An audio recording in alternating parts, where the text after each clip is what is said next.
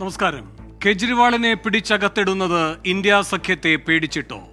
ഡൽഹിയിൽ ലോക്സഭാ സീറ്റുകൾ തൂത്തുവാരിയ ബി.ജെ.പിക്ക് ഇത്തവണ മുട്ടിടിക്കുന്നു. കെജ്രിവാളിനെ അകത്തിട്ടാൽ ആപ്പിന്റെ ആധിപത്യം അവസാനിക്കുമോ? പലവട്ടം ബി.ജെ.പി വേട്ടയാടിയിട്ടും അതിജീവിച്ച ചരിത്രമാണ് ആപ്പിനും കെജ്രിവാളിനുമുള്ളത്. ഇ.ഡി പരീക്ഷണവും അതിജീവനത്തിന്റെ അടുത്ത അധ്യായമാകുമോ? 370 സീറ്റ് ബി.ജെ.പിക്ക്, 400 സീറ്റ് എൻ.ഡി.എക്ക് എന്ന മോദിയുടെ അവകാശവാദത്തിൽ മോദിക്ക് തന്നെ സംശയമോ? കേന്ദ്ര ഏജൻസികളെ കയറൂരി വിട്ടുള്ള മിന്നലാക്രമണങ്ങൾ പരാജയ ഭീതി കൊണ്ടോ? ഈ വിഷയമാണ് എൻകൗണ്ടർ ചർച്ച ചെയ്യുന്നത്. ഇ.ഡിയുടെ തെരഞ്ഞെടുപ്പോ?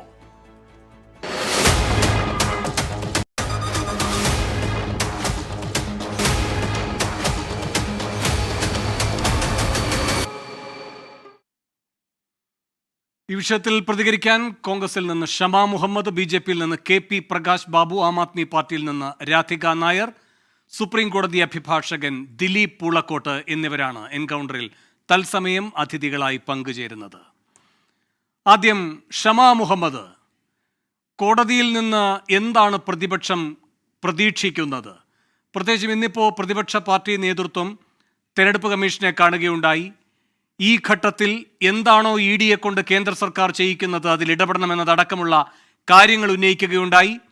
ഇന്നിപ്പോൾ ഈ പറയുന്ന റോസ് അവന്യൂ കോടതിയിൽ വാദം നടത്തുമ്പോൾ കേജ്രിവാളിന് വേണ്ടി വാദിക്കുന്ന അഭിഭാഷകരും ഇത് ശ്രദ്ധയിൽപ്പെടുത്തുകയുണ്ടായി. ഒന്നാം ഘട്ട വോട്ടെടുപ്പിലേക്ക് പോകുന്നതിന് മുൻപ് അതിൻ്റെ തെരഞ്ഞെടുപ്പിൻ്റെ പ്രചാരണ ഘട്ടം സജീവമാകുന്ന ഒരു സാഹചര്യത്തിലാണ് ഇത്തരം കടുത്ത നടപടികളിലേക്ക് പോകുന്നത് കേന്ദ്ര ഏജൻസികൾ ഉപയോഗിച്ചുകൊണ്ട് കേന്ദ്ര സർക്കാർ എന്നതടക്കമുള്ള കാര്യങ്ങൾ. ഇതെന്തെങ്കിലും ഫലമുണ്ടാക്കുമെന്ന് കരുതുന്നുണ്ടോ? ഇതിൽ നമസ്കാരം, പല കാര്യങ്ങളും നമുക്ക് കാണാനുണ്ട്. ഇതിൽ കേജ്രിവാളിനെ അറസ്റ്റ് ചെയ്യുന്നതും അവരെ കേസ് എന്താണെന്നെക്കാട്ടി ഇമ്പോർട്ടൻ്റ് എന്താണെന്ന് പറഞ്ഞാൽ ഈ പാറ്റേൺ. ഇപ്പം നമ്മൾ കാണുന്നതെന്ന് പറഞ്ഞാൽ ലോക്സഭാ തെരഞ്ഞെടുപ്പ് അടുക്കുമ്പം ആദ്യം ഹേമന്ത് സോറേനെ അറസ്റ്റ് ചെയ്തു, ഒരു മുഖ്യമന്ത്രി, അവിടെ ജാർഖണ്ഡിലെ മുഖ്യമന്ത്രിനെ അറസ്റ്റ് ചെയ്തു. അതിന് ശേഷം കേജ്രിവാൾ. അപ്പം ഇത് ഇന്ത്യ മുന്നണിയുടെ ആരെല്ലാം ഉള്ളത് അവർ പേടിപ്പിക്കുക, അറസ്റ്റ് ചെയ്യാന്ന് നമ്മൾ കാണുന്നത്. ഈ പാറ്റേൺ തുടങ്ങിയെന്ന് പറഞ്ഞാൽ മധ്യപ്രദേശ് ഛത്തീസ്ഗഡിൻ്റെ തെരഞ്ഞെടുപ്പിൻ്റെ സമയത്ത് അന്ന് ഭൂപേഷ് ബാഗലിൻ്റെ എതിരായിട്ടൊരു ആരോപണമുണ്ടായിരുന്നു, ഒരു ഗെയിമിംഗ് ആപ്പിൻ്റെ. അപ്പം അന്ന് ഭയങ്കര അന്വേഷണവും മീഡിയത്തിലും ഛത്തീസ്ഗഡിലും ഭൂപേഷ് ബാഗലിൻ്റെ മേലെ അന്വേഷണവും ആരോപണം അതെല്ലാം കഴിഞ്ഞ് തെരഞ്ഞെടുപ്പിൻ്റെ ശേഷം അതിനെ പറ്റിയിട്ടൊന്നുമില്ല. പിന്നെ നമ്മൾ കാണുന്നത് പറഞ്ഞാൽ ഇപ്പോൾ ഹേമന്ത് സോറേനെ അറസ്റ്റ് ചെയ്യുന്ന മുമ്പ് എന്താ അവർ ഇപ്പോൾ ഭൂപേഷ് ബാഗൽ ലോക്സഭാ തെരഞ്ഞെടുപ്പിലേക്ക് മത്സരിക്കാൻ പോകുമ്പോൾ വീണ്ടും മഹാദേവ് ആപ്പിന്റെ പ്രശ്നങ്ങൾ ഉയർന്നു വരുന്നു. അങ്ങ് തുടർന്നോളൂ. അല്ല, അതാ ഞാൻ വരുന്നത്. അപ്പം അതാ ഞാൻ കാണിക്കുന്നത്, ഒരു പാറ്റേൺ കാണിക്കുക. ഒന്ന് എനിക്ക് കുറച്ച് സമയം തരണം. അപ്പോൾ ഇപ്പം ഞാൻ കണ്ട ഹേമന്ത് സോറേൻ്റെ കാര്യം തന്നെ, ഡൽഹിയിൽ അവർ ചോദ്യം ചെയ്യാൻ പോയപ്പോൾ ഡൽഹിയിൽ ഉണ്ടായിട്ടില്ല. അപ്പോൾ ഒരു പോസ്റ്റ് ഇട്ടു, എബ്സ്കോണ്ടിങ് ഹേമന്ത് സോറേൻ, 11,000 ഒരു പോസ്റ്റർ. അപ്പോൾ അതിൻ്റെ ആവശ്യമില്ല, പിറ്റേ ദിവസം അദ്ദേഹം വന്നു. പിന്നെ ഞങ്ങൾ കണ്ട RJD ലാൻഡ് ഗ്രാബിംഗ് കേസിൽ RJDൻ്റെ മുകളിൽ അവർ ലാൻഡ് ഫോർ ജോബ്സ് എന്ന സ്കാം, അവരെ മകൻ തേജസ്വി ഉണ്ടായിരുന്നു, ലാലു പ്രസാദ് യാദവ്, റബ്രി ദേവി, മീഷ ഭാരതി, എല്ലാവരുടെ പേരുണ്ടായിരുന്നു. ഇത് നടന്നത് 2000, ഈ ആരോപണം അവർ പറയുന്നത് 2006 തൊട്ട് 2009 ആയിരുന്നു. അപ്പോൾ ആ സമയത്ത് തേജസ്വി എന്ന് പറയുന്ന ഒരു ടീനേജറാണ്, അദ്ദേഹം ഇതിൽ ഒരു ഇൻവോൾവ്മെൻ്റ് ഇല്ല. അപ്പം നിങ്ങൾ നോക്കും. പിന്നെ രോഹിത് പവാർ. അപ്പോൾ രോഹിത് പവാർ എന്ന് പറഞ്ഞാൽ ശരത് പവാർ ഫാക്ഷനിലുള്ളതാണ്. രോഹിത് പവാറിൻ്റെ മേലെ അവർ അറ്റാച്ച് ചെയ്ത ഇ.ഡി എന്ന് പറഞ്ഞാൽ ഒരു ഷുഗർ മില്ലാണ് അറ്റാച്ച് ചെയ്തത്. ഈ ഷുഗർ മിൽ 52 കോടിക്ക് രോഹിത് പവാർ സ്റ്റേറ്റ് ടെൻഡറിൽ വാങ്ങിയതാണ്. അതിൽ വേറെ ആൾക്കാരും 25 കോടിയിൽ വാങ്ങിയിട്ടുണ്ട്. പക്ഷെ അവരുടെ മേലെ കേസില്ല. അപ്പം നമ്മൾ കാണുന്ന എന്താ, ഒരു പാറ്റേൺ. അതാണ് നമ്മൾ പറയേണ്ടത്, ഒരു പാറ്റേണാണ്. ഇപ്പം എന്താ, ആരാ ഇന്ത്യ മുന്നണിയുടെ ഒക്കെ നിൽക്കുന്ന അവരെ ഞങ്ങൾ ബ്രേക്ക് ചെയ്യും. ശരിയാണ് ഷമ. പക്ഷേ ഈ പാറ്റേൺ ഒക്കെ നമുക്ക് ചൂണ്ടിക്കാട്ടിക്കൊണ്ട് ഇതിൽ എങ്ങനെയാണ് സംവിധാനങ്ങളെ ദുരുപയോഗം ചെയ്യുന്നത് കേന്ദ്ര സർക്കാർ, എങ്ങനെയാണ് കേന്ദ്ര സർക്കാരിന്റെ പ്രത്യേകിച്ചും തെരഞ്ഞെടുപ്പ് ഘട്ടത്തിൽ ഭരണഘടനാ വിരുദ്ധമാകുന്ന നടപടികൾ, ഇതൊക്കെ ബോധ്യപ്പെടുത്താൻ കഴിയുന്ന, ഭരണഘടന സംരക്ഷിക്കുമെന്ന് നാം എല്ലാം കരുതുന്ന നീതിപീഠങ്ങൾ ഈ വിഷയങ്ങളിൽ അതത് ഘട്ടങ്ങളിൽ ഇടപെട്ടിട്ടുണ്ട്. പ്രത്യേകിച്ചും ഇപ്പോൾ ഈ പറയുന്ന ഡൽഹി മദ്യനയവുമായി ബന്ധപ്പെട്ടാണെങ്കിൽ വിവിധ ഘട്ടങ്ങളിൽ ഇടപെട്ടിട്ടുണ്ട്. അതിൻ്റെയൊക്കെ സ്വഭാവം എന്തായിരുന്നു, കോടതിയിലെ അതിൻ്റെയൊക്കെ പരിണതഫലം എന്തായിരുന്നു എന്ന് ഷമയ്ക്ക് അറിയുകയും ചെയ്യാം. ഇന്ന് അതിൽ നിന്ന് വ്യത്യസ്തമായ ഒന്ന് പ്രതീക്ഷിക്കുന്നുണ്ടോ? അതന്നെ ഞാൻ പറയാൻ പോകുന്നത്. പറഞ്ഞാൽ ഇതിൽ അപ്രൂവറായ ഒരു വ്യക്തിയുണ്ട്, ശരത് ചന്ദ്ര ഷെട്ടി. അദ്ദേഹമാണ് ഓറബിന്ദോ ഫാർമാൻ്റെ ഡയറക്ടർ. അദ്ദേഹത്തിനെ അറസ്റ്റ് ചെയ്തു 2022. അദ്ദേഹത്തിനെ അറസ്റ്റ് ചെയ്ത ശേഷം 5 കോടി ഇലക്ട്രൽ ബോൺസിൽ കൊടുത്തു. 2023 അദ്ദേഹം അപ്രൂവറായി ഈ കേസിൽ. അന്നേരം അദ്ദേഹം BJPക്ക് 35 കോടി കൊടുത്തു. അപ്പം നിങ്ങൾ മനസ്സിലാക്കണം ഇവിടെ എന്താണ്. ഒന്ന് ത്രെട്ടൻ ചെയ്യുന്ന മെത്തേഡ് ഉണ്ട്, പേടിപ്പിക്കാൻ, ഭീഷണിപ്പെടുത്താൻ. മറ്റേത് നിങ്ങൾ ഇലക്ട്രൽ ബോൺസ് തന്നാൽ നമുക്ക് നിങ്ങൾ എന്തെങ്കിലും പോളിസി ചേഞ്ച് തരും. അപ്പം ഇതിൽ ഞാൻ കണ്ടെത്തോളം ഈ അറസ്റ്റ് ഒന്ന് ഞങ്ങൾ ദുർബല അവസ്ഥത്തിലാക്കാം. രണ്ടാമത് പറഞ്ഞാൽ ഈ ഇലക്ട്രൽ ബോൺസ് വന്ന് ഇന്ത്യയിലെ ഏറ്റവും വലിയ സ്കാമാണ്. അത് ഞാൻ വരാം ക്ഷമ.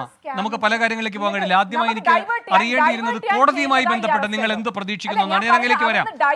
എന്ന് മാത്രവുമല്ല, ശരിയാണ് ആ രാഷ്ട്രീയ നീക്കങ്ങളൊക്കെ നമുക്ക് ഈ ചർച്ച മുന്നോട്ട് പോകുമ്പോൾ പരിശോധിക്കാം. വരാം ക്ഷമ. എന്ന് മാത്രമല്ല, ക്ഷമ പറയുമ്പോൾ വിട്ടുപോയ ഒരു പ്രധാനപ്പെട്ട കാര്യം കൂടിയുണ്ട്. ശരത്ചന്ദ്ര റെഡ്ഡിയുമായി ബന്ധപ്പെട്ട ഒരു പ്രധാനപ്പെട്ട കാര്യം. അയാളുടെ ജാമ്യാപേക്ഷ ഡൽഹി ഹൈക്കോടതിയിൽ വന്നപ്പോൾ ED അതിനെ എതിർത്തിട്ടില്ല. അത് പ്രധാനവുമാണ്. അതിനുശേഷമാണ് അയാൾ അപ്രൂവറാകുന്ന മാപ്പുസാക്ഷിയാന്ന്. അതിനുശേഷമാണ് 35 കോടി. അപ്പോൾ ഇതെല്ലാം താങ്കൾ തന്നെ നേരത്തെ ചൂണ്ടിക്കാട്ടിയതുപോലെ ഘടനാപരമായി എവിടേക്കാണ് കാര്യങ്ങൾ പോകുന്നത് എന്നതിൻ്റെ വ്യക്തമായ തെളിവാണ്. ശരി, ഞാൻ വരാം. രാധിക നായർ, ഒറ്റ ചോദ്യം ആദ്യം. എന്താണ് കോടതിയിൽ നിന്ന് പ്രതീക്ഷിക്കുന്നത്? നിങ്ങളുടെ മുന്നനുഭവങ്ങളെല്ലാം തിരിച്ചടികളുടേതാണ്. അതുകൊണ്ട് എന്താണ് ഇന്ന് പ്രതീക്ഷിക്കുന്നത്? 2, കേജ്രിവാളിനെ മോദിക്ക് ഇത്ര കണ്ട് പേടിയാണോ?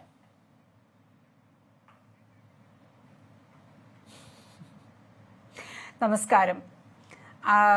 നമ്മൾ ക്ഷമ പറഞ്ഞതുമാതിരി കോടതികളുടെ മുന്നിലും ഒരു പാറ്റേൺ എസ്റ്റാബ്ലിഷ് ആകുന്നുണ്ട്. നമ്മളുടെ ജുഡീഷ്യറിക്കും മനസ്സിലാകാത്ത കാര്യങ്ങളല്ലിത്. ഈ ഒരു ഡിസ്പെൻസേഷൻ അല്ലെ റെജീം അല്ലെങ്കിൽ സർക്കാർ എന്ന് പറയുന്ന ഒരു കറന്റ് ഡേ ഒരു ഓർക്കസ്ട്രേഷൻ നമ്മൾക്ക് പറയാം. ഒരു ഷേക്സ്പീരിയൻ ഡ്രാമ പോലെ നടപ്പിലാവുന്ന കുറേ കാര്യങ്ങൾ. ഇവർക്ക് ഇലക്ഷൻ കാലത്ത് ഇവരുടെ മുന്നിൽ വന്നിരിക്കുന്ന ചാലഞ്ചസ് അല്ലെങ്കിൽ ഇവരെ ഒരു തെറ്റായ രീതിയിൽ രൂപീകരിക്കുന്ന കുറെ സത്യങ്ങൾ പുറത്തു വരുന്ന ഒരു കാലഘട്ടത്തിൽ ഇലക്ടറൽ ബോൺസിനെ നേരിടാൻ എന്നേക്കുമായിട്ട് അവർക്ക് ഭരണം അല്ലെങ്കിൽ പവർ നേടിയെടുക്കാൻ വേണ്ടി അവർ ഇന്നേ വരെ ഇന്ത്യയിൽ നടപ്പിലാകാത്ത കുറെ കാര്യങ്ങളാണ് ഇൻട്രൊഡ്യൂസ് ചെയ്യുന്നത്. കോൺസ്റ്റിറ്റ്യൂഷനെ മറികടന്ന്, റൂൾസിനെ മറികടന്ന്, ഒരു കേസ് ഉണ്ടായാൽ പ്രൈമാ ഫെസായി എവിഡൻസ് വേണമെന്ന് ഉള്ള ഒരു ഒരു രീതിയുണ്ട്. പിന്നെ ഇതിൽ ക്ഷമ പറഞ്ഞതുപോലെ തന്നെ അപ്രൂവേഴ്സ് എന്ന് പറയുന്ന 2 ആൾക്കാർ, വിറ്റ്നസസ് ആയിരുന്ന അപ്രൂവേഴ്സ് ആയിരുന്ന 2 ആൾക്കാർ, അവർക്ക് BJP ലോക്സഭ ടിക്കറ്റ് നൽകിയിരിക്കുകയാണ്. So there are no free lunches. അവർ നൽകിയിരിക്കുന്ന വാഗ്ദാനങ്ങൾക്ക് ഇൻ റിട്ടേൺ ഫോർ ഇറ്റ് ഈ അപ്രൂവേഴ്സിന് BJP പാരിതോഷികം കൊടുത്തിട്ടുണ്ട്. സോ ഇതൊന്നും നമുക്ക് അറിയാതല്ല. കോടതിയുടെ മുന്നിൽ നിങ്ങൾക്കും അറിയാം, ഡൽഹി ലിക്കർ പോളിസിയുടെ കേസിൽ വന്നപ്പോൾ മനീഷ് സിസോദിയയുടെ ബെയിൽ ആപ്ലിക്കേഷൻ വന്നപ്പോഴും ജസ്റ്റിസ് ഖന്ന പറഞ്ഞ ഒരു കാര്യമുണ്ട്, ഇത് ട്രയലിൽ പോയി കഴിഞ്ഞാൽ 2 മിനിറ്റിൽ this case will fall flat. So ഞങ്ങൾ കോടതിയിൽ നിന്ന് പ്രതീക്ഷിക്കുന്നത് കേസിന്റെ ED തന്നെ നിരത്തുന്ന സ്റ്റേറ്റ്മെന്റ്സ് അല്ലെങ്കിൽ ഡോക്യുമെന്റ്സ് അല്ലെങ്കിൽ മണി ട്രെയിൽ, പ്രൂഫ്, എവിഡൻസ്. ഏത് കേസായാലും ഇതിൽ പ്രൂഫ് വേണമല്ലോ, എവിഡൻസ് വേണമല്ലോ, മണി ട്രെയിൽ വേണമല്ലോ, ഡിസ്പ്രപ്പോർഷനേറ്റ് ആസറ്റ്സ് വേണമല്ലോ. ഇതൊക്കെ ഉണ്ടോ അവരുടെ കയ്യില്? കുറെ ആൾക്കാരുടെ തിരിച്ചു ചോദിക്കുന്ന ഒരു ചോദ്യമുണ്ട് രാധിക. സിസോദിയ എന്തുകൊണ്ട് കഴിഞ്ഞ 2023 ഫെബ്രുവരി മുതൽ അകത്ത് കിടക്കുന്നു എന്ന്?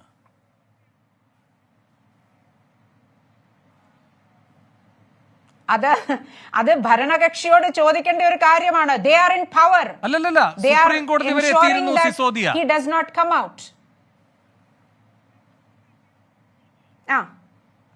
സോ അത് ഞാൻ ന്യായാധീശന്മാരോട് ചോദിക്കുന്ന ഒരു ചോദ്യം, നിങ്ങൾ ജേർണലിസം ചോദിക്കേണ്ട ഒരു കാര്യമാണ്.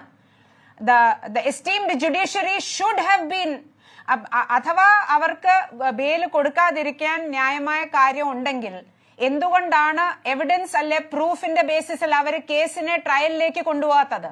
ആ ചോദ്യം ഉണ്ട് നമുക്ക്. അപ്പം ജുഡീഷ്യറിക്ക് കാര്യമായ ചിലപ്പം ഒരു കാരണം കാണും. ബെയില് കൊടുക്കുന്നില്ല, പക്ഷെ ഇത് ട്രയലിലേക്ക് പോയി കൺവിക്ഷനും ആകുന്നില്ലല്ലോ. കൺവിക്ഷൻ എന്തുകൊണ്ടാകുന്നില്ല? എവിഡൻസ് ഉണ്ടെങ്കിൽ കൺവിക്ഷനും ആകണ്ടേ? നേരിട്ടുള്ള ചോദ്യത്തിന് മറ്റതിഥികളിലേക്ക് പോവുകയാണ്. ഇന്ന് നിങ്ങൾ പ്രതീക്ഷിക്കുന്നുണ്ടോ ഇത്രയും നാടകീയമായ നീക്കങ്ങളൊക്കെ നടക്കുന്നു, അതിന്റെ സൂത്രധാരൻ ആരാണ് എന്ന് അങ്ങേക്കറിയാം. ആ സൂത്രധാരൻ അപ്രീതി ഉണ്ടാക്കുന്ന തരത്തിലുള്ള നിങ്ങൾ സ്വപ്നം കാണുന്ന ഒരു നീതി ഇന്ന് നിങ്ങൾക്ക് കിട്ടുമെന്ന് കരുതുന്നുണ്ടോ?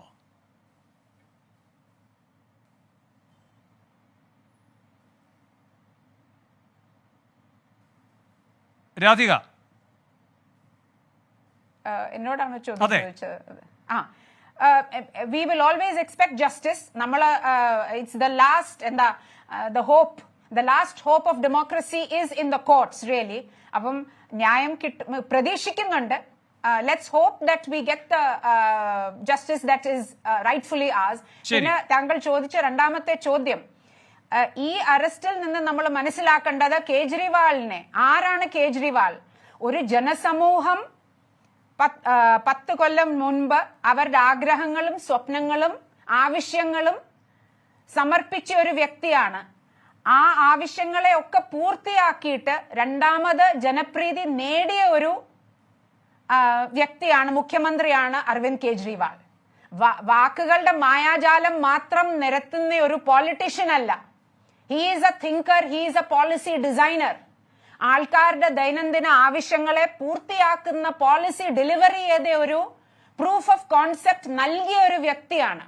അപ്പൊ അങ്ങനത്തെ ഒരു വ്യക്തിയെ വാക്കുകളുടെ മായാജാലം മാത്രം കൊണ്ട് അറിയുന്ന, മൻ കി ബാത്ത് കൊണ്ട് മാത്രം അറിയുന്ന ഒരു വ്യക്തിക്ക് ഡെഫിനറ്റ്ലി പേടിക്കേണ്ട ആവശ്യമുണ്ട്. പക്ഷേ രാധിക, താങ്കൾ ഈ പറയുന്ന അടിസ്ഥാന മാനദണ്ഡം 2 തവണ ജനവിധി അനുകൂലമായതാണ് കെജ്രിവാളിനെങ്കിൽ അങ്ങ് ആരെയാണോ പരിഹസിക്കുന്നത്, വിമർശിക്കുന്നത്, അദ്ദേഹത്തിനും അത് ബാധകമാണ്. അദ്ദേഹവും 2 തവണ ഇതേപോലെ തന്നെ ജനങ്ങൾ അംഗീകരിച്ച ഒരു ഭരണാധികാരിയാണ്. അതിനുള്ള മറുപടി ആണ്. പക്ഷേ ഈ പ്രാവശ്യം ഈ 2024 അദ്ദേഹത്തിന് പേടി സ്വപ്നമായിട്ട് മാറിയിരിക്കുന്ന ഒരു വ്യക്തിയാണ് കേജ്രിവാൾ. ബിക്കോസ് വേറൊരു കാര്യം, 38% വോട്ട് ഷെയർ നേടിയെടുത്ത മോദിജി ജനപ്രീതി നേടി ഭരണത്തിലേക്ക് വന്നു. പക്ഷെ ഇപ്പം ഓപ്പോസിഷൻ യൂണിറ്റി, അവരാരും സങ്കല്പിക്കാത്ത ഒരു ഓപ്പോസിഷൻ യൂണിറ്റി വന്നിട്ടുണ്ട്. BJP കാൻഡിഡേറ്റ്സിനെതിരെ ഒരു യുണൈറ്റഡ് ഓപ്പോസിഷൻ കാൻഡിഡേറ്റ് നിൽക്കുമ്പോൾ അവർക്ക് ആ ഒരു ജനപ്രീതി അല്ലെങ്കിൽ ഭരിക്കാനുള്ള ഒരു അവസരം കിട്ടുമോ എന്ന് തന്നെ അവർക്ക് ഇപ്പോൾ അവർക്ക് അതിൽ സംശയമുണ്ട്, പേടിയുണ്ട്. This is definitely fear. Arvind Kejriwal campaign ചെയ്യാൻ ഇറങ്ങരുതെന്ന് അവർക്ക് ആഗ്രഹമുണ്ട്. അതെന്തുകൊണ്ടാണ്? പേടിയുള്ളത് കൊണ്ടാണ്. സ്വന്തം എന്താ പറയുന്നത്, ബോഡി ഓഫ് വർക്കിൽ മോദിജിക്ക് ഇത്ര അധികം കോൺഫിഡൻസ് ഉണ്ടെങ്കിൽ എല്ലാവരും ക്യാമ്പയിൻ ചെയ്യട്ടെ. എല്ലാവരും അടച്ചുപൂട്ടിയിടേണ്ട ആവശ്യം എന്താണ്? എല്ലാവരും ക്യാമ്പയിൻ ചെയ്ത് എല്ലാവരും അവരുടെ വാക്കുകൾ ആൾക്കാരുടെ മുന്നിൽ വെക്കട്ടെ. ബിക്കോസ് വേറൊരു കാര്യം BJP മനസ്സിലാക്കേണ്ടത്, അരവിന്ദ് കെജ്രിവാളിനെ അറസ്റ്റ് ചെയ്തുകൊണ്ട് ഡൽഹിയിലെയും പഞ്ചാബിലെയും ഇന്ത്യയിലുള്ള വേറെ ആൾക്കാരുടെയും ചിന്താശേഷിയെ അറസ്റ്റ് ചെയ്തിട്ടില്ല അവര്. അരവിന്ദ് കെജ്രിവാളിനെ ഉള്ളിലാക്കിയാലും ജനസമൂഹം പുറത്തുണ്ട്, ചിന്താശേഷിയുള്ള ജനസമൂഹം പുറത്തുണ്ട്. അവർക്കൊക്കെ മനസ്സിലാകും ഇതിന്റെ ടൈമിംഗ് എന്താണെന്ന്. ശരി, ഞാൻ അങ്ങേലേക്ക് വരാം. തിരിച്ച് പ്രകാശ് ബാബുവിലേക്ക് പോകുന്നതിന് മുൻപ് അഡ്വക്കേറ്റ് ദിലീപ് പൂളക്കോട്ട്, എന്താണ് ഇന്നത്തെ ഈ കോടതി നടപടികൾ വീക്ഷിക്കുന്ന ഒരു അഭിഭാഷകൻ എന്ന നിലയിൽ താങ്കൾ പ്രതീക്ഷിക്കുന്നത് കേജ്രിവാളുമായി ബന്ധപ്പെട്ട കോടതി നടപടികളിൽ?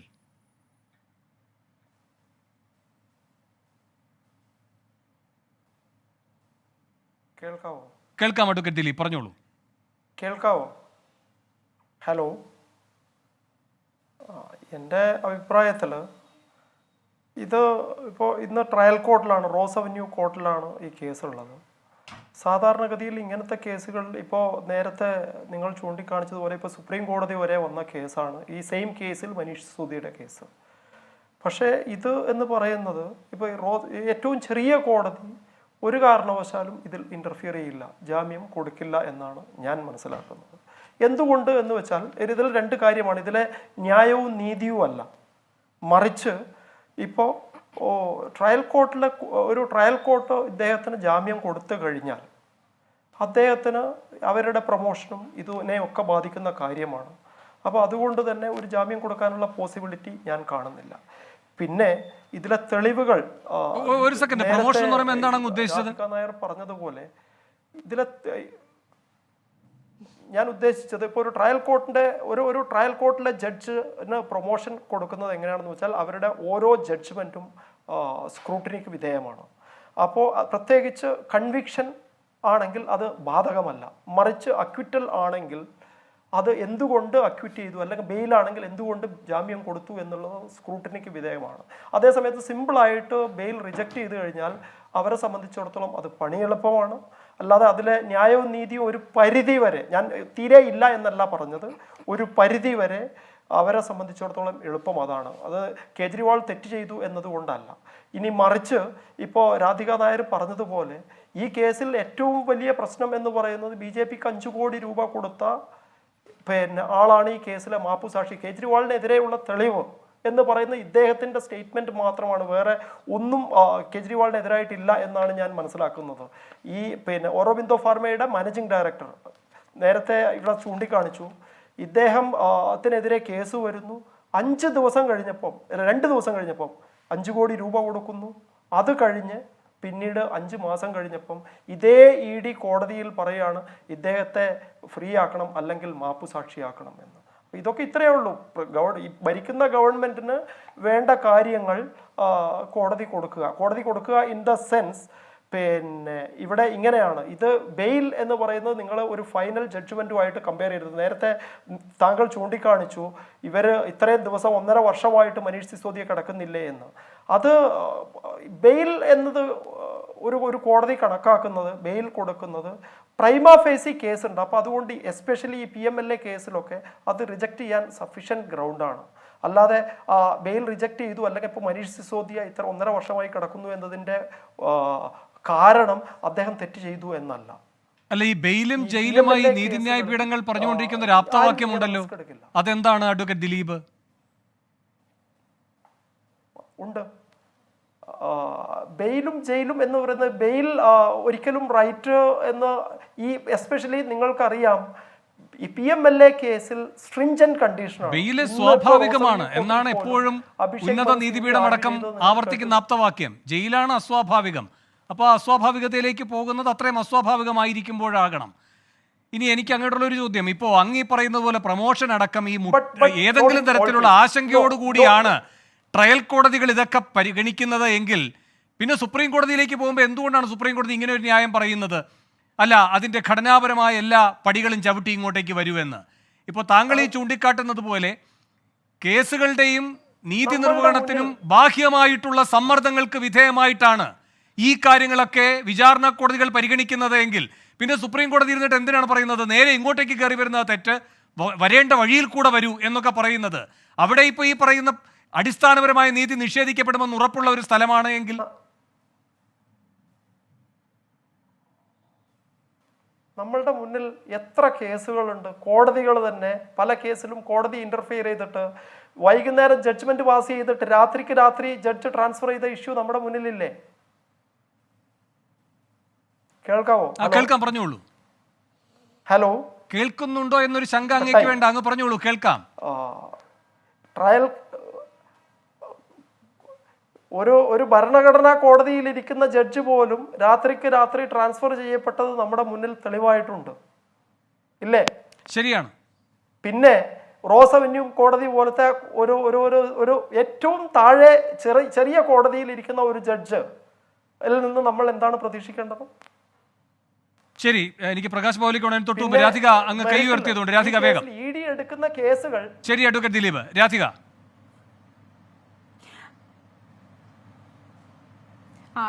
ബഹുമാനപ്പെട്ട അഭിഭാഷകൻ ഇപ്പൊ പറഞ്ഞതുപോലെ തന്നെ നമ്മുടെ judiciary, any institution is only as strong as the individuals that help it. പക്ഷെ ഇതും ഒരു സത്യമാണ്. ഇന്ന് നമ്മുടെ ജുഡീഷ്യറിയിൽ ഇരിക്കുന്ന ആൾക്കാരുടെ ഫ്യൂച്ചർ അല്ലെങ്കിൽ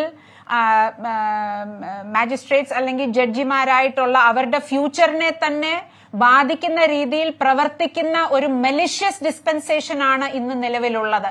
അവര് ശരിയായ ഡിസിഷൻസ് അല്ലെ ഓർഡേഴ്സ് പാസ് ചെയ്ത് കഴിഞ്ഞാൽ അവരെ എന്നേക്കുമായിട്ട് അതിനുവേണ്ടി പണിഷ് ചെയ്യുന്ന രീതിയിൽ പ്രവർത്തിക്കുന്ന ഒരു ഡിസ്പെൻസേഷൻ ആണ്. അതുകൊണ്ടാണ് പറയുന്നത് ഇത് എൻറ്റയർ പൊളിറ്റിക്കൽ സയൻസ് എന്ന് പറയുന്നത് ഇന്നാണ് നമ്മൾ മനസ്സിലാക്കുന്നത്. It's A new kind of politics. ഇത് റിവെഞ്ച് ആൻഡ് വെഞ്ചൻസ് മെന്റാലിറ്റി ഉള്ള ഒരു ഡിസ്പെൻസേഷൻ ആണ് ഉള്ളത്. എക്സ്ട്രീംലി ശരി രാധിക, ഞാൻ വരാം മറ്റു വിശദാംശങ്ങളിലേക്ക് നമുക്ക് വഴിയേ വരാം. ശ്രീ പ്രകാശ് ബാബു, ഇവിടെ ഇപ്പോൾ എന്തുകൊണ്ടാണ് ഈ വിചാരണ കോടതി ഈ കാര്യത്തിൽ ഏതൊക്കെ തരത്തിലുള്ള സമ്മർദ്ദത്തിന് വിധേയമാകുന്നു എന്ന പ്രതികരണങ്ങൾ ഇവിടെ ഈ ചർച്ചയിൽ തന്നെ ഉയർന്നു വരുന്നത് താങ്കൾ കണ്ടല്ലോ. ഇത് യാദൃച്ഛികമാണെന്ന് കരുതാൻ കഴിയില്ല. ഇവിടെ ഈ മറ്റ് അതിഥികൾ പറഞ്ഞതുപോലെ ഒരു പാറ്റേൺ ജുഡീഷ്യറിയിലും വളരെ വ്യക്തമാണ്. ആരാണ് അദൃശ്യമായി വിധി പറയാനായി നിർദ്ദേശം നൽകുന്നത് എന്ന് എല്ലാവർക്കും സംശയം തോന്നുന്ന വിധത്തിലല്ലേ കാര്യങ്ങൾ കൊണ്ട് എത്തിച്ചത്. ഇപ്പോൾ ഈ പറയുന്ന അയോധ്യ വിധി, അതിലൊരാൾ തൊട്ടു പിന്നാലെ രാജ്യസഭ MP സ്ഥാനത്തേക്ക് വരുന്നു, മറ്റൊരാൾ ഗവർണറാകുന്നു. ഗ്യാൻവാബിയുമായി ബന്ധപ്പെട്ട വിധി പറയുന്നയാളിനെ യോഗി ആദിത്യനാഥ് എവിടെയാണ് ഒരു സർവകലാശാലയുടെ പ്രത്യേകമായൊരു ചുമതലയിലേക്ക് എത്തിക്കുന്നു അല്ലേ? ഈ പറയുന്ന മോദിയെ പുകഴ്ത്തിയിട്ടുള്ള മറ്റു സുപ്രീം കോടതി ജഡ്ജിമാരുണ്ട്. അവരിപ്പോൾ എവിടെയൊക്കെയാണ് ഇരിക്കുന്നത്? ഒന്നുകിൽ ഈ പറയുന്ന മനുഷ്യാവകാശ കമ്മീഷന്റെ പ്രധാനപ്പെട്ട ചുമതലയിലേക്ക് എത്തുന്നു, അല്ലെങ്കിൽ ലോക്പാലിലേക്ക് എത്തുന്നു. അപ്പോൾ വ്യക്തമാണ് ആരോട് കൂറ് കാട്ടിയാൽ ആർക്ക് നേട്ടം കിട്ടുമെന്ന്.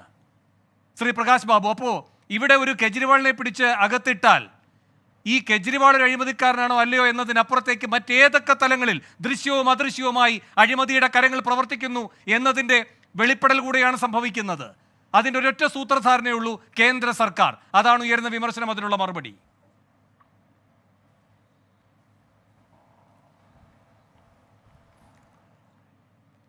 ശ്രീ വേണു, നമ്മുടെ ഇന്നത്തെ ചർച്ചയുടെ ഒരു ക്യാപ്ഷൻ എന്ന് പറയുന്നത് EDയുടെ തെരഞ്ഞെടുപ്പ് എന്നുള്ളതാണ്.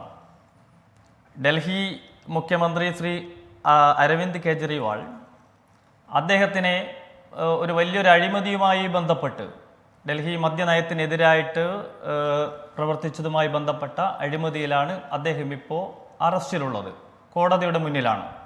അല്പസമയത്തിനുള്ളിൽ അദ്ദേഹത്തിന് ജാമ്യം കൊടുക്കണോ വേണ്ടയോ എന്നത് സംബന്ധിച്ചുള്ള വിധിയും വരും. നോക്കൂ, നിങ്ങൾ ഇവിടെ ഇന്നലെ അദ്ദേഹത്തെ അറസ്റ്റ് ചെയ്തത് മുതൽ ഈ സമയം നമ്മുടെ ചർച്ച നടക്കുന്നതുവരെ ചർച്ചയിലും ഇതുമായി ബന്ധപ്പെട്ട് നടക്കുന്ന ആരോപണങ്ങളും ചർച്ചകളും പ്രഹസനങ്ങളും ഒക്കെ തന്നെ ഈ രാജ്യത്തെ നിഷ്പക്ഷരായിട്ടുള്ള ജനങ്ങൾ, ജനാധിപത്യത്തിൽ വിശ്വസിക്കുന്നവരെല്ലാം തന്നെ കാണുന്നുണ്ട്. പ്രകാശ് ബാബു, ആദ്യം ഒരൊറ്റ ചോദ്യം. കോടതിയിൽ നിന്നാണല്ലോ നീതി കിട്ടുന്നതിന്റെ കാര്യം നാം ചർച്ച ചെയ്യുന്നു. ഒറ്റ ചോദ്യത്തിന് മറുപടി, അതിനുശേഷം അങ്ങയുടെ വാദങ്ങൾ പൂർത്തീകരിച്ചോളൂ. രഞ്ജൻ ഗൊഗോയ് മുതൽ അഭിജിത്ത് ഗംഗോപാധ്യായ വരെ നൽകുന്ന സന്ദേശം എന്താണ്?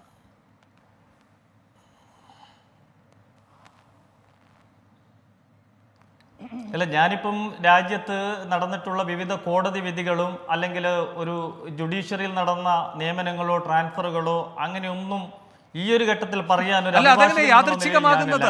രാജ്യസഭ അംഗമായി രഞ്ജൻ ഗൊഗോയ് ഇരിക്കുന്നു, അഭിജിത്ത് ഗംഗോപാധ്യായ നിങ്ങളുടെ ടിക്കറ്റ് വാങ്ങിയപ്പോ. അല്ല, ഒരു സെക്കൻഡ് ഈ പറയുന്ന രാജി വെച്ചിട്ട് 24 മണിക്കൂറിനകം നിങ്ങളുടെ പാർട്ടി അംഗത്വം വാങ്ങുകയാണ്. പിന്നെ സുപ്രീം കോടതി ചെയ്തത് എന്താണ്? ഇദ്ദേഹം നേരിട്ട് ഇടപെട്ട് CBIക്ക് അന്വേഷണം വിട്ട കേസുകൾ അടക്കമുള്ള കാര്യങ്ങളിൽ വിധി സ്റ്റേ ചെയ്യുകയാണ് സുപ്രീം കോടതി ഇടപെട്ട്. അപ്പോൾ സുപ്രീം കോടതിയെ സംബന്ധിച്ച് അഭിജിത്ത് ഗംഗോപാധ്യായക്കെതിരെ നടപടി എടുക്കാനേ കഴിയൂ. അഭിജിത്ത് ഗംഗോപാധ്യായക്ക് പിന്നിൽ നിന്നുകൊണ്ട് ഈ കാര്യങ്ങളെല്ലാം CBIക്ക് വിട്ടതാര് എന്നൊരു ചോദ്യം വരുന്നുണ്ട്.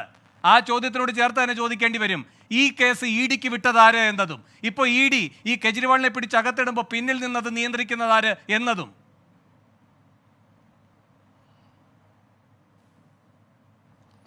അല്ല വേണു, അങ്ങനെയൊക്കെ നിങ്ങൾ ചർച്ച ചെയ്യുന്നതാണെങ്കിൽ നമുക്ക് കഴിഞ്ഞ ആഴ്ച എറണാകുളത്ത് നിന്ന് DCCയുടെ പ്രസിഡന്റിനെ 3 നോൺ ബെയിലബിൾ കേസിൽ അറസ്റ്റ് ചെയ്ത് അപ്പോൾ തന്നെ അറസ്റ്റ് തടഞ്ഞ കേസ് അടക്കം മുതൽ അങ്ങനെ ഒരു സംശയത്തിന്റെ ദൃഷ്ടിയിൽ ചർച്ച ചെയ്യുന്നതാണെങ്കിൽ ഒരുപാട് ചർച്ച ചെയ്യേണ്ടി വരും. അല്ല, അവിടെ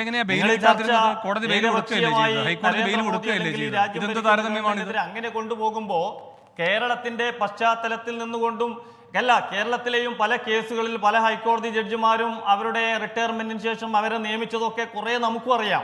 അപ്പൊ അങ്ങനെയെങ്കിൽ ഈ പറയുന്ന രഞ്ജൻ ഗൊഗോയ് മുതൽ അഭിജിത്ത് ഗംഗോപാധ്യായ അവരെ നിങ്ങളും ചെയ്തു. അല്ലല്ല, സമാസമം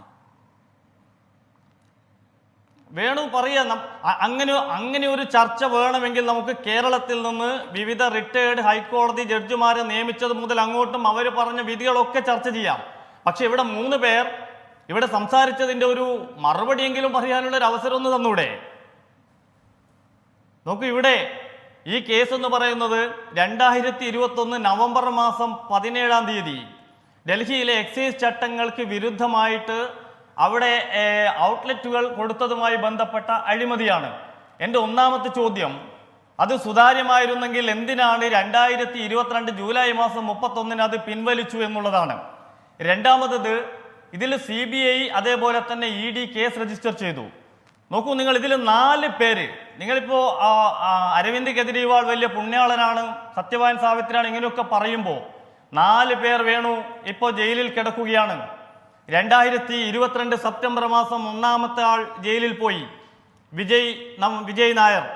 അത് കഴിഞ്ഞിട്ട് 2003 ഫെബ്രുവരി ആകുമ്പോൾ സിസോദിയ. പ്രകാശ് ബാബു, ഇപ്പൊ താങ്കൾ ഈ കേരളത്തെ ഒരു താരതമ്യമായി കൊണ്ടുവരുന്നുണ്ട്. താങ്കളുടെ ഈ വാദത്തോട് ചേർത്ത് ഞാനൊരു ചോദ്യം ചോദിച്ചോട്ടെ. ഇപ്പൊ ED ഇന്നും കൂടെ വിസ്തരിക്കുന്നത് 600 കോടിയുടെ എന്തോ കള്ളപ്പണവും ഹവാല ഇടപാടും ഒക്കെ നടന്നു എന്നാണല്ലോ. അജിത് പവാർ, ഒരു സെക്കൻഡ് അജിത് പവാറിനെതിരെ മഹാരാഷ്ട്രയിൽ ഉണ്ടായിരിക്കുന്ന ഈ പറയുന്ന ജലസേചന കുംഭകോണം 70,000 കോടിയാണ്. 3 ഘട്ടങ്ങൾ ഉണ്ടായിട്ടുണ്ട്. ഇപ്പോൾ നിങ്ങൾ അധികാരത്തിലിരിക്കുമ്പോൾ അജിത് പവാറിനെതിരെ കേസുണ്ടെന്ന് പറഞ്ഞ് കോടതിയിൽ പോകും. നിങ്ങൾ തിരിച്ച് അധികാരത്തിൽ നിന്നിറങ്ങുമ്പോൾ അജിത് പവാറിൻ്റെ കൂട്ടർ അധികാരത്തിലെത്തുമ്പോൾ കേസില്ല എന്ന് പറയും. പിന്നെ നിങ്ങൾ അജിത് പവാറിനെ അടക്കം അടർത്തിയെടുത്തുകൊണ്ട് വീണ്ടും അധികാരത്തിലേക്ക് വരുമ്പോൾ വീണ്ടും കേസ് ഇല്ല എന്ന് പറഞ്ഞുകൊണ്ട് നിങ്ങൾ ഇറങ്ങും. 70,000 കോടി. അപ്പോൾ കേരളവുമായും താരതമ്യം വേണ്ട, ഈ ഡൽഹിയിൽ നിന്നുള്ള ഈ മദ്യനയത്തിന് താരതമ്യവും വേണ്ട, മഹാരാഷ്ട്രയുടെ താരതമ്യത്തിന്.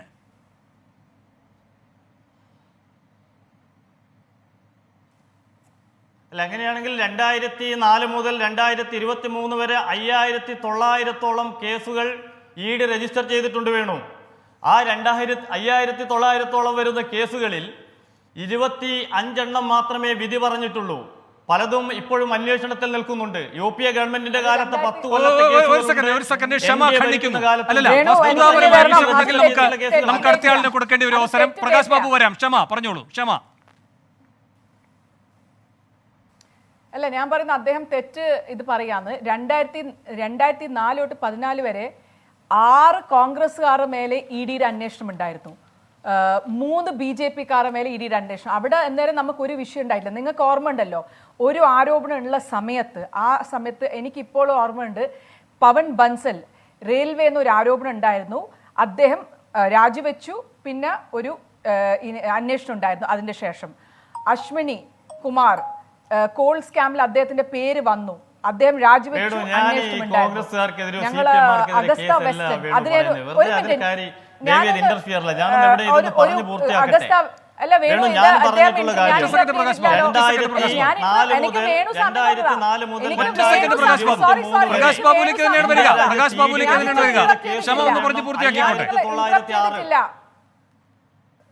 ഞാനൊന്ന് പൂർത്തിയായിക്കോട്ടെ. ഞാൻ നിങ്ങൾ ഇന്ററപ്റ്റ് ചെയ്യില്ല. വേണു എന്നോട് പറഞ്ഞു പ്രകാശ് ബാബുലേക്ക് നിശ്ചയമായി വരാം. പ്രകാശ് ബാബുലേക്ക് നിശ്ചയമായി വരാം. ശരി പ്രകാശ് ബാബു, ഒരു മിനിറ്റ് ക്ഷമ, വേഗം. 2004 തൊട്ട് 2014 തൊട്ട് 2023 വരെ EDയുടെ 5,095 കേസിൽ അവർക്ക് ഇത്ര അധികം കേസിൽ രജിസ്റ്റർ ചെയ്ത കേസ് 1,942.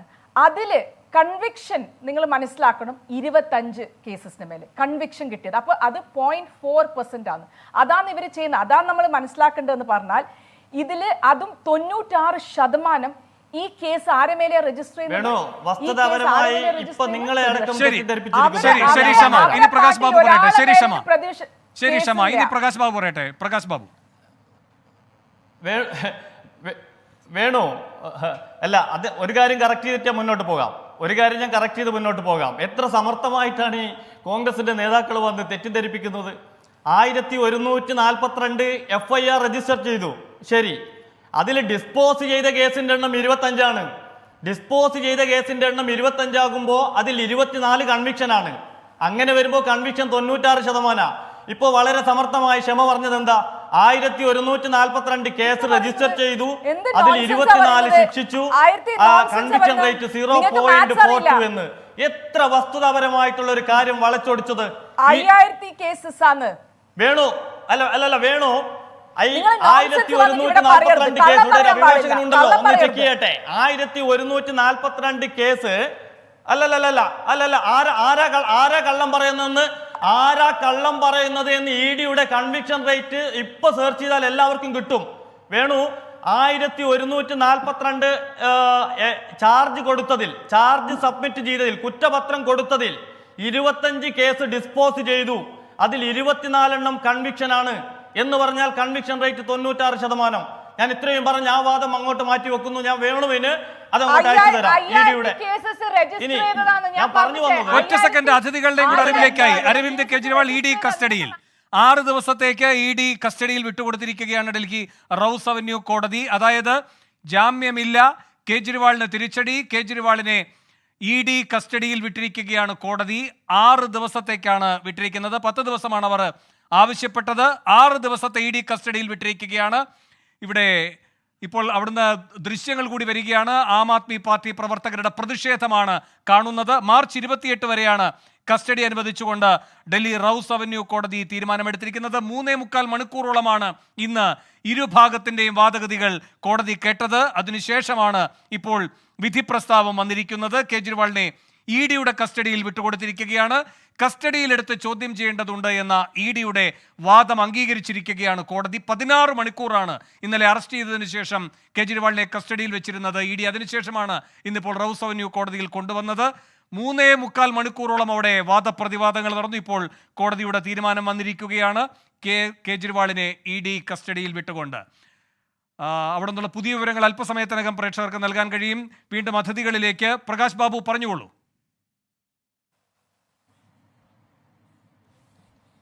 നോക്കൂ വേണു, രാജ്യത്തെ പൊതുരംഗത്തെ അഴിമതി അത് തടയാൻ വേണ്ടി ഇന്ത്യൻ പാർലമെന്റിൽ ലോക്പാൽ ബിൽ അവതരിപ്പിക്കണമെന്ന് പറഞ്ഞുകൊണ്ട് 2011 ഈ രാജ്യത്ത് അണ്ണാ ഹസാരയുടെ കൂടെ സമരം നടത്തി. അതിൻ്റെ പേരിൽ അഴിമതിക്കെതിരെ പോരാട്ടം നടത്തിയിട്ടുള്ള അഭിനവ ഗാന്ധിജി എന്നറിയപ്പെട്ട ഇദ്ദേഹമാണ് ഇപ്പോൾ ഇവിടെ ഡൽഹിയിൽ ഗുണഭോക്താക്കളായി 2014 അധികാരത്തിൽ വന്ന നിങ്ങൾ എപ്പോഴാണ് ലോക്പാലിനെ നിയോഗിച്ചത്? പറയട്ടെ, നോക്കൂ, ഒന്ന് വേണു ദേവിയെ, നിങ്ങളിപ്പോൾ 8 തവണയാണ് ഞാനൊരു കാര്യം പറയുമ്പോൾ നിങ്ങൾ ഇന്റർഫിയർ. നിങ്ങൾക്ക് എന്തെങ്കിലും ഉണ്ടെങ്കിൽ എന്നോട് അവസാനം ചോദിക്കാം.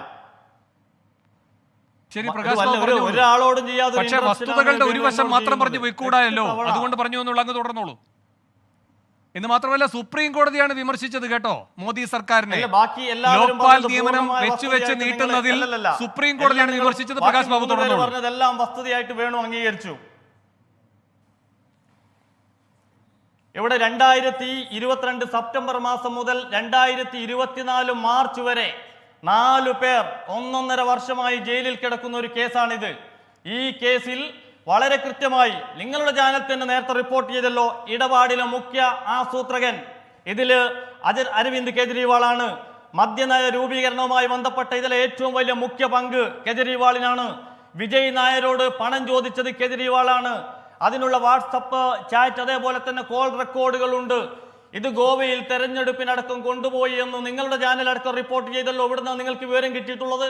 അപ്പോൾ ഇത്രയും വലിയ ഒരു ഗൂഢാലോചനയുടെ കേന്ദ്രമായ ഒരാളെ ഒരു സമൻസ് അയച്ചു നോക്കൂ. അദ്ദേഹം ഒരു മുഖ്യമന്ത്രിയാണ്. ഇന്ത്യയുടെ നീതിന്യായ വ്യവസ്ഥ അത് അംഗീകരിക്കുമെന്ന് സത്യപ്രതിജ്ഞ ചെയ്തിട്ടുള്ള ഒരു മുഖ്യമന്ത്രിയെ കഴിഞ്ഞ ഒക്ടോബർ മാസം, അതായത് 2023 ഒക്ടോബർ മാസം 30 മുതൽ നീണ്ട 7 മാസക്കാലത്തിനിടയിൽ 9 തവണ സമൻസ് അയച്ചിട്ട് ഒരു തവണ പോലും വന്നില്ലല്ലോ. ഇവിടെ നാച്ചുറൽ ജസ്റ്റിസിന്റെ ലംഘനം എന്നൊക്കെ പറഞ്ഞ് വലിയ ആരോപണം നടത്തിയല്ലോ. 9 തവണ. എന്താണോ കെജ്രിവാളിന് ഈ കേസുമായി ബന്ധപ്പെട്ട് സിസോദിയ ജയിലിൽ കിടക്കുന്ന ഈ കേസുമായി ബന്ധപ്പെട്ട് പ്രകാശ് ബാബു, ഞാൻ വരാം. ഇപ്പോൾ വന്നിരിക്കുന്ന പ്രധാനപ്പെട്ട വാർത്തയുടെ വിശദാംശങ്ങൾ ഒന്ന് അറിഞ്ഞതിന് ശേഷം നമുക്ക് ഈ ചർച്ചയിലേക്ക് തന്നെ തിരികെ എത്താം. ബൽറാം നെടുങ്ങാടി ഡൽഹിയിൽ നിന്ന് ചേരുന്നു പുതിയ വിവരങ്ങളുമായി. ബൽറാം, എന്താണ് കോടതി ഉത്തരവ്?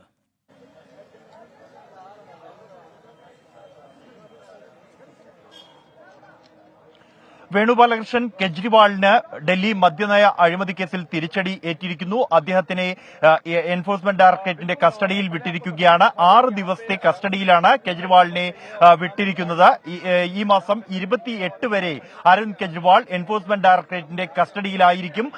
ഈ കേസിൽ അദ്ദേഹത്തിനെതിരെ ഗുരുതരമായ തെളിവുകൾ ഉണ്ട് എന്നും വിശദമായ ചോദ്യം ചെയ്യൽ ആവശ്യമാണ് എന്നും 10 ദിവസത്തെ കസ്റ്റഡിയിൽ വേണം എന്നുമാണ് എൻഫോഴ്സ്മെന്റ് ഡയറക്ടറേറ്റ് ആവശ്യപ്പെട്ടത്. ഇത് പരിഗണിച്ച് മണിക്കൂറുകൾ നീണ്ട വാദപ്രതിവാദങ്ങൾ ഈ കേസിൽ നടന്നിരുന്നു. ഏതാണ്ട് 3 മണിക്കൂറോളമാണ് വാദപ്രതിവാദങ്ങൾ നടന്നത്. അതിനുശേഷം മണിക്കൂറുകൾക്ക് ശേഷമാണ് ഈ എൻഫോഴ്സ്മെന്റ് ഡയറക്ടറേറ്റിന്റെ വാദങ്ങളും കെജ്രിവാളിന്റെ അഭിഭാഷകരുടെ വാദങ്ങളും പരിഗണിച്ചുകൊണ്ട് ഇക്കാര്യത്തിൽ ഡൽഹി റോസ് അവന്യൂ കോടതി ജഡ്ജി ഇക്കാര്യത്തിൽ വിധി എഴുതിയിരിക്കുന്നത്. കെജ്രിവാളിനെ ഇപ്പോൾ റോസ് അവന്യൂ കോടതിയിൽ നിന്നും എൻഫോഴ്സ്മെന്റ് ഡയറക്ടറേറ്റ് ആസ്ഥാനത്തേക്ക് കൊണ്ടുപോയിരിക്കുകയാണ്. അദ്ദേഹത്തെ കോടതിയിൽ എത്തിച്ച അതേ പിൻ ഗേറ്റിലൂടെയാണ് അദ്ദേഹത്തെ തിരിച്ച് എൻഫോഴ്സ്മെന്റ് ഡയറക്ടറേറ്റിന്റെ ആസ്ഥാനത്തേക്ക് കൊണ്ടുപോകുന്നത്. കെജ്രിവാളിനെ ഈ മാസം 28 വരെ എൻഫോഴ്സ്മെന്റ് ഡയറക്ടറേറ്റിന്റെ കസ്റ്റഡിയിൽ വിട്ടുകൊണ്ടാണ് ഡൽഹി റോസ് അവന്യൂ കോടതിയുടെ തീരുമാനം ഉണ്ടായിരിക്കുന്നത്. കെജ്രിവാളിനെതിരെ ഗുരുതരമായ ആരോപണങ്ങളാണ് എൻഫോഴ്സ്മെന്റ് ഡയറക്ടറേറ്റ് ഇന്ന് കോടതിയിൽ ഹാജരാക്കിയ ഘട്ടത്തിൽ ഉന്നയിച്ചത്. മദ്യനയ അഴിമതിയുടെ മുഖ്യ സൂത്രധാരൻ അരവിന്ദ് കെജ്രിവാളാണ് എന്ന് എൻഫോഴ്സ്മെന്റ് ഡയറക്ടറേറ്റ് വ്യക്തമാക്കി. കാരണം സർക്കാരിന്റെ നയമാണ് ഈ ഡൽഹിയുടെ പുതിയ മദ്യനയം എന്നുള്ളത്. അത് ഈ കമ്പനികൾക്ക് അനുകൂലമായ തരത്തിൽ മാറ്റി എഴുതുന്നതിന് സർക്കാരിന്റെ തലവനും പാർട്ടിയുടെ തലവനുമായ അരവിന്ദ് കെജ്രിവാളിന് നിർണായക പങ്കുണ്ട് എന്നും കെജ്രിവാൾ ഈ കോഴ ആവശ്യപ്പെട്ട് വാങ്ങുകയായിരുന്നു ഈ കമ്പനികളിൽ നിന്ന് എന്നതടക്കമുള്ള വാദമുഖങ്ങൾ എൻഫോഴ്സ്മെന്റ് ഡയറക്ടറേറ്റ് ഉന്നയിച്ചു. കൂടാതെ തെളിവ് നശിപ്പിക്കൽ അടക്കമുള്ള ഗുരുതരമായ നടപടികൾ കെജ്രിവാളിന്റെ ഭാഗത്തു നിന്നും ഉണ്ടായി എന്നും മൊബൈൽ ഫോണുകൾ ഉൾപ്പെടെ ഈ ഇടപാട് നടന്ന ഘട്ടങ്ങളിൽ ഉപയോഗിച്ചിരുന്ന മൊബൈൽ ഫോണുകൾ ഉൾപ്പെടെ നശിപ്പിച്ചു എന്നുമുള്ള വാദമുഖങ്ങൾ ഉന്നയിച്ചിരുന്നു. എന്നാൽ കെജ്രിവാൾ ആവശ്യമായ തെളിവുകൾ ആവശ്യമായ ഘട്ടങ്ങളിലെല്ലാം തന്നെ നൽകാൻ തയ്യാറായിട്ടുണ്ട് എന്നും അദ്ദേഹത്തിന്റെ ഈ റിമാൻഡ് അപേക്ഷയെ എതിർത്തുകൊണ്ട് അദ്ദേഹത്തിന് വേണ്ടി മുതിർന്ന അഭിഭാഷകൻ അഭിഷേക് സിംഗ്വി സമർപ്പിച്ച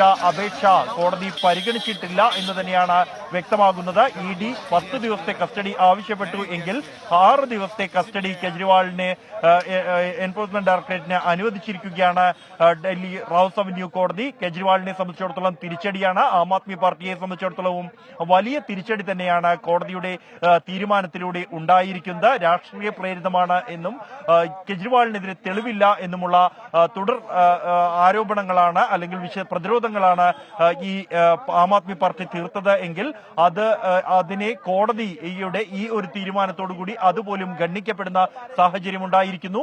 കെജ്രിവാളിനെ ഇപ്പോൾ കോടതിയിൽ നിന്നും ഇഡി ആസ്ഥാനത്തേക്ക് കൊണ്ടുപോയിരിക്കുകയാണ്. വേണു. ശരി, ബൽറാം നെടുങ്ങാടിയാണ് ഡൽഹിയിൽ നിന്ന് വിവരങ്ങൾ നൽകിയത്. കെജ്രിവാളിനെ സംബന്ധിച്ച് തിരിച്ചടിയാണ് സംഭവിച്ചിരിക്കുന്നത്. 6 ദിവസത്തെ ഇഡി കസ്റ്റഡിയിൽ കെജ്രിവാളിനെ വിട്ടിരിക്കുകയാണ് ഡൽഹി റോസ് അവന്യൂ കോടതി. ഇന്ന് 3.25 മണിക്കൂറോളമാണ് ഇരുഭാഗത്തെയും വാദം കോടതി കേട്ടത്. അതിനുശേഷമാണ് ഇപ്പോൾ വിധി പ്രസ്താവം വന്നിരിക്കുന്നത്. 6 ദിവസത്തേക്ക് ഇഡി കസ്റ്റഡിയിൽ കെജ്രിവാളിന് കഴിയേണ്ടി വരും. ബൽറാമാണ് വിശദാംശങ്ങൾ നൽകിയത്. രാധിക, കോടതിയുടെ ഉത്തരവ് വന്നിരിക്കുകയാണ്. ഇതൊരു തിരിച്ചടിയല്ലേ? നിങ്ങളിത് പ്രതീക്ഷിച്ചിരുന്നതാണോ? എന്താണ് തുടർ നീക്കം? എന്തായാലും ഇനിയിപ്പോൾ രാജിയടക്കമുള്ള കാര്യങ്ങൾ ഗൗരവത്തോടെ പരിഗണിക്കേണ്ടി വരില്ലേ?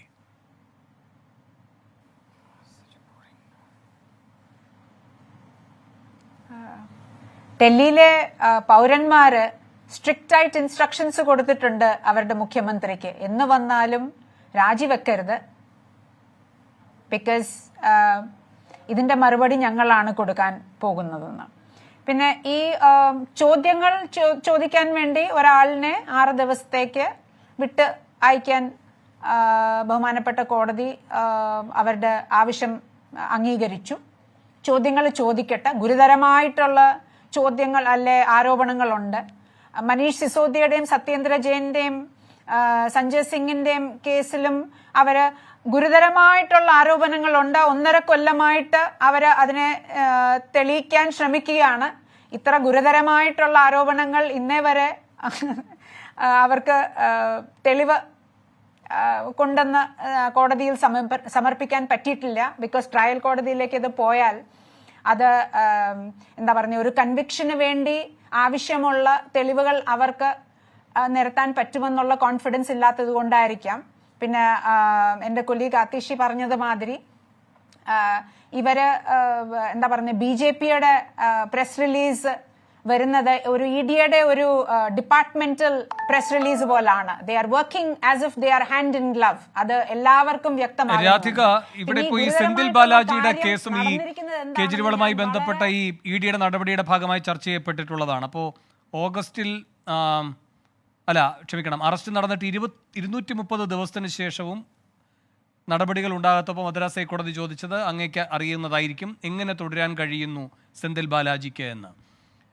അപ്പോൾ ഈ ജാമ്യം നിഷേധിക്കപ്പെട്ട അനുഭവം നിങ്ങൾക്കുമുണ്ട്, സിസോദിയുടെ കാര്യത്തിലായാലും അതുപോലെ തന്നെ സത്യേന്ദ്ര ജെയിൻ്റെ കാര്യത്തിലായാലും. പിന്നീട് ഈ പറയുന്ന മന്ത്രിസ്ഥാനം രാജിവെക്കേണ്ട സാഹചര്യം ഉണ്ടായിട്ടുണ്ട്. അതുകൊണ്ട് കേജ്രിവാളിന് മാത്രമായിട്ടൊരു ഒഴികഴിവ് കിട്ടില്ല. എന്താണപ്പോൾ അതിൽ നിങ്ങൾ കാണുന്നത്?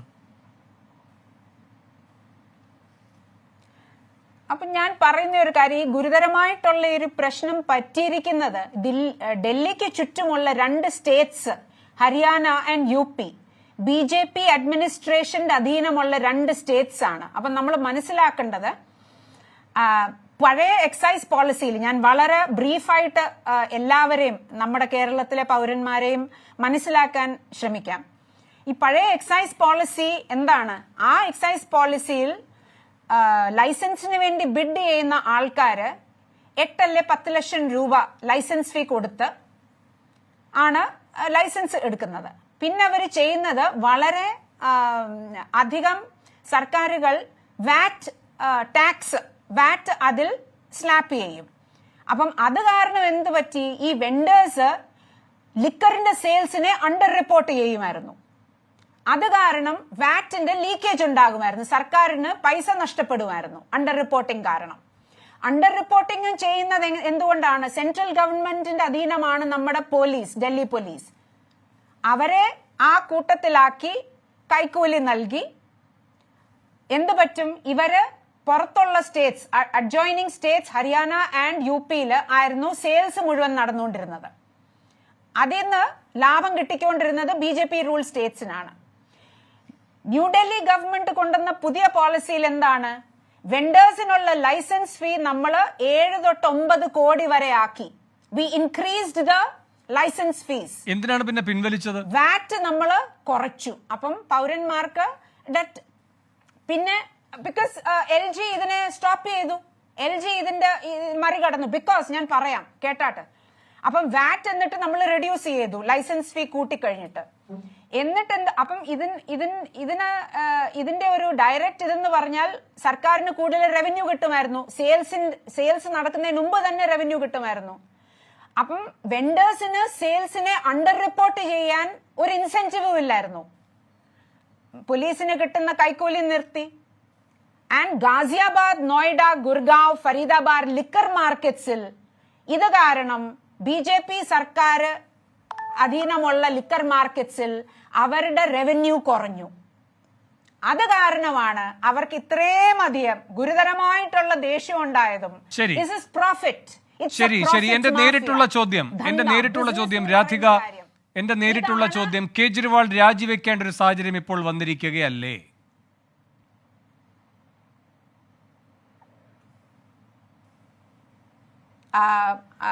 I would not like to comment upon that. പക്ഷേ ഇലക്ടറൽ ബോൺഡ്സ് ഇത്രയും അധികം BJPയുടെ ബഹുമാനപ്പെട്ട ലീഡേഴ്സ് അതിനെ ജസ്റ്റിഫൈ ചെയ്തെങ്കിലും പണ്ട് ക്യാഷ് ആയിട്ട് കൊടുത്തുകൊണ്ടിരുന്നത് ഇപ്പം ഇലക്ടറൽ ബോൺഡ്സ് വഴി വന്നെന്ന് അവര് വളരെ ഭംഗിയായിട്ട് പറഞ്ഞല്ലോ. പക്ഷെ ഈ ഇലക്ടറൽ ബോൺഡ്സ് കൊടുത്തിട്ടുള്ള കമ്പനീസ് കൂടുതലും ഷെൽ കമ്പനീസ് ആണ്. ഒരേ അഡ്രസ്സിൽ രാധിക, കേജ്രിവാൾ രാജിവെക്കാതിരിക്കുകയാണെങ്കിൽ ഉണ്ടാകാൻ പോകുന്ന സാഹചര്യം നിങ്ങൾ കാണുന്നുണ്ടല്ലോ. അല്ല, ഒരു സെക്കൻഡ്, ഈ LG എന്തായിരിക്കും പിന്നെ പറയുക എന്ന്? ഇലക്ടോറൽ അല്ല, ഇനിയിപ്പോ തെരഞ്ഞെടുക്കപ്പെട്ട ഒരു സർക്കാരിന്റെ ഭാവിയെയും കൂടെ അപകടത്തിലാക്കുന്ന തീക്കളിയിലേക്ക് ആപ്പ് പോകുമോ? ഇദ്ദേഹം തന്നെ ഭരിക്കട്ടെ മുഖ്യമന്ത്രിയായി എന്ന് പറഞ്ഞുകൊണ്ട്. അങ്ങനെയല്ല. അങ്ങനെയെങ്കിൽ നിങ്ങൾ BJPക്ക് ഒരു പുതിയ ആയുധം കൊടുക്കുകയാണ് ചെയ്യുക.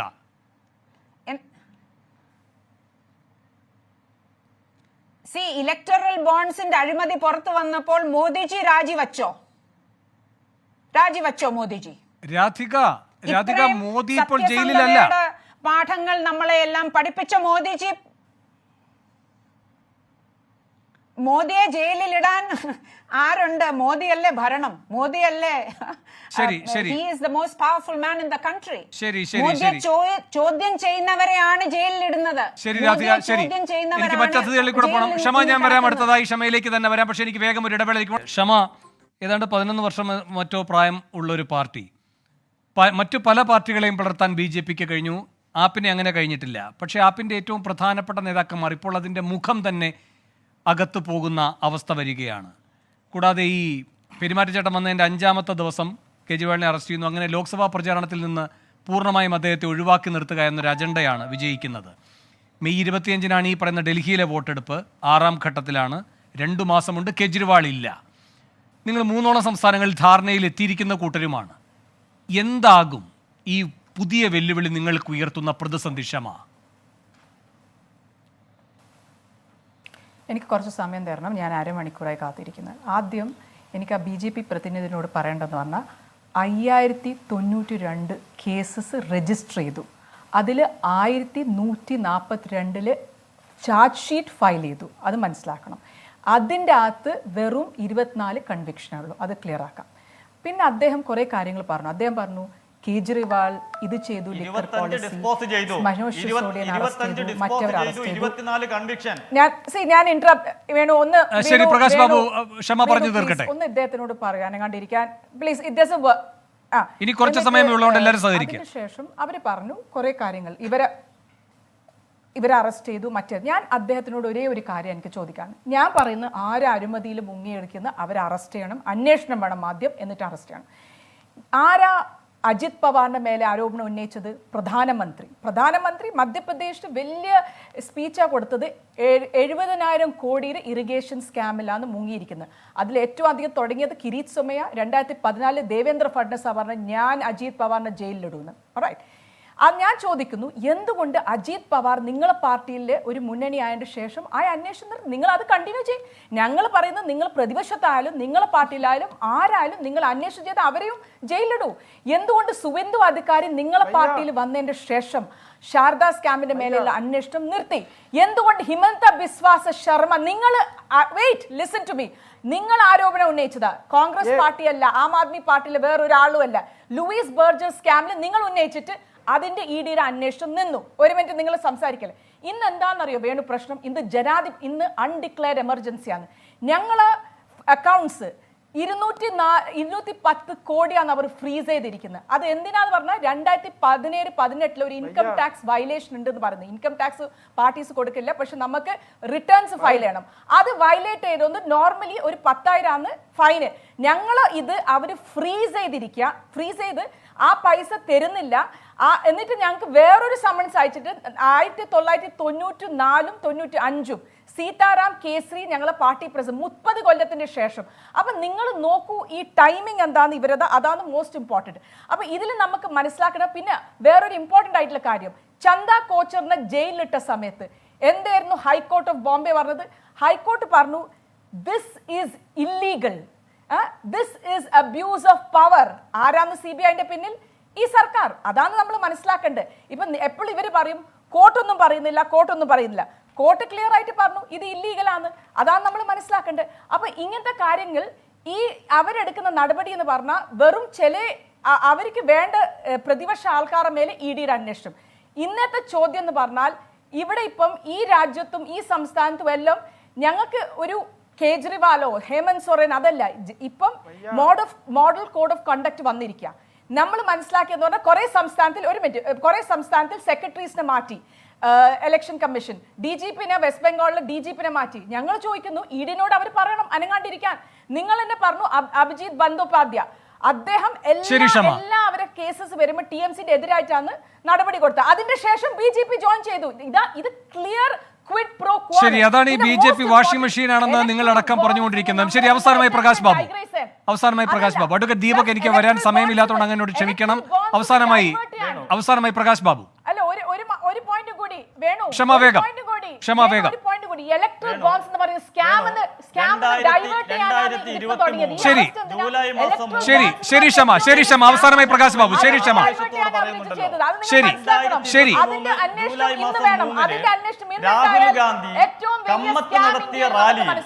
രാഹുൽ ഗാന്ധി കമ്മത്ത് നടത്തിയ റാലി റാലിയിലാണ് ഈ അരവിന്ദ് കെജ്രിവാളിനോടൊപ്പം തന്നെ കവിതയ്ക്ക് ഈ കേസിൽ പങ്കുണ്ടെന്ന് പറഞ്ഞിട്ടുള്ളത്. ഒന്ന് വേണു.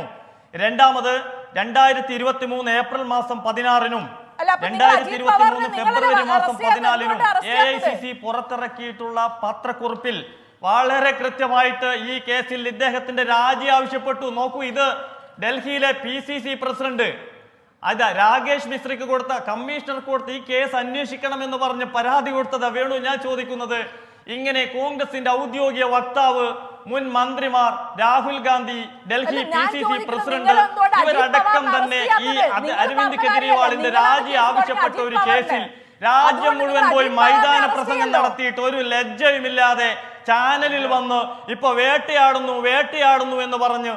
ഒരുപക്ഷെ ആപ്പിന്റെ ഓഫീസിൽ നിന്ന് കുറച്ച് എല്ലിന് കഷ്ണം കിട്ടിയിട്ടുണ്ടാവും ഡൽഹിയിൽ.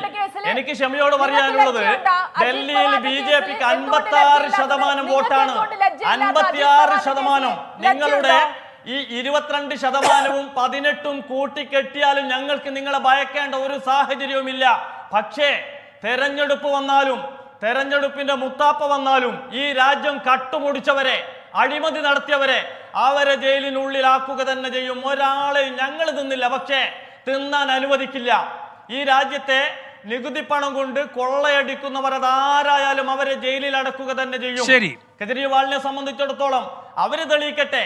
ഇവിടെ രാഹുൽ ഗാന്ധിയും അജയ് മാക്കനുമാണ് പറഞ്ഞത് ഗോവയിലും പഞ്ചാബിലും ഈ ഡൽഹി മദ്യനയ കേസുമായ അഴിമതി പണം കൊണ്ട് നിങ്ങൾ തെരഞ്ഞെടുപ്പ് പ്രവർത്തനം നടത്തിയെന്ന് BJP ഓഫീസിൽ നിന്നല്ല പറഞ്ഞത്. അജയ് മാക്കനാണ് പറഞ്ഞത്, രാഹുൽ ഗാന്ധിയാണ് പറഞ്ഞത്. എന്തേ നിങ്ങളെ ഇപ്പൊ മിണ്ടാത്തത്? അവിടെയാണ് ചോദ്യം വരുന്നത്. പ്രകാശ് ബാബു, ഇതേ കേസിൽ നിങ്ങൾ പ്രതിയാക്കിയ ED പ്രതിയാക്കിയ ശരത്ചന്ദ്ര റെഡ്ഡി 35 കോടി BJPക്ക് ഇലക്ട്രൽ ബോണ്ടായി തന്നപ്പോൾ മാപ്പുസാക്ഷിയായി എന്നത് അല്ല, അതും ഇതിന്റെ ഭാഗമാണ് പ്രകാശ് ബാബു. എന്തായാലും ശരി, സമയം കഴിയുകയാണ്. ശരി, കോൺഗ്രസിന് ഇപ്പോൾ പ്രചാരണത്തിന് പണമില്ല, ആപ്പിന് പ്രചാരണത്തിന് നേതാവില്ല.